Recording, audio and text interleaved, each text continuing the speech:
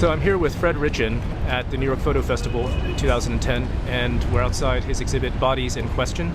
And I wonder if you could just tell us a little bit about the exhibit and the different approaches to body surveillance, testimony that you have pulled together here.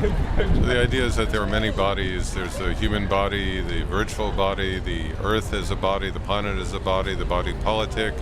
And so the artists, there's 14 artists who use strategies ranging from Google Street Views to photographing somebody else's through somebody else's webcam to more direct approaches. The historical images are Marc Aranger from 1960 when he was a combat soldier in Algeria for the French army and was required to photograph close to 2,000 people for identity cards, mostly women. They had to take off their veils, and it opens up the idea of a kind of what I consider a visual rape and an aggression, and then Google Street Views repeating that idea of an aggression, the surveillance. You know, for us, the shock of the Google is, in some sense, for them, the shock of the camera, which they weren't exposed to in 1960. So, you know, it's across cultures, across time periods, and the idea of what's at risk. The planet, global warming, the melting, the last views of Antarctica from Lim Young-kyun, a Korean artist, before much of it disappears and melts, and so on and so forth. Could you speak a little bit about Marc Aranger's photos and that aggression and how that is reconciled in this show?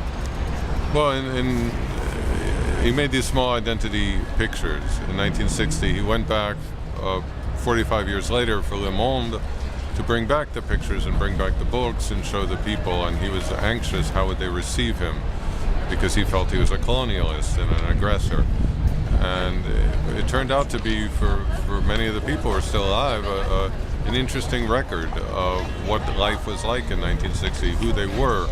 For grandchildren, they could see their grandmothers. You know, the idea of taking off your veil for anybody but your immediate family was horrible. But 45 years later, there was much more confidence in the country. They were no longer under French rule, and his pictures became a historical record that was useful. You know, he quoted one of the women saying that you've returned into our hearts. So despite his, you know, large anxiety about going back, it turned out to be, in some sense, a useful move for the people in Algeria. The show went to Algeria. It was shown there. It's been shown a couple 100 times in France.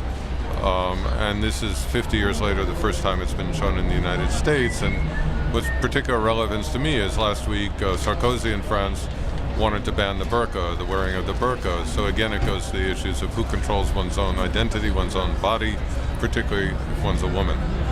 And you were just telling me that, in fact, Garanger was asked to take the pictures, but he was not in the military as a photographer, and he, in a way, took the opportunity as his own, maybe sort of his own form of resistance within that institution. No, I think he felt complicit with the women. I think that the pictures were made to give the women a platform, you know, done non-verbally, because he didn't speak the language and you know, and so on. But it was a kind of a non-verbal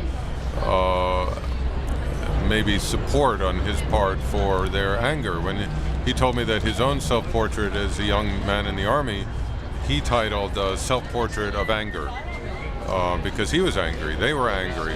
And so it was a form of a visual resistance in what he was attempting to do. Okay, thank you, Fred. Pleasure.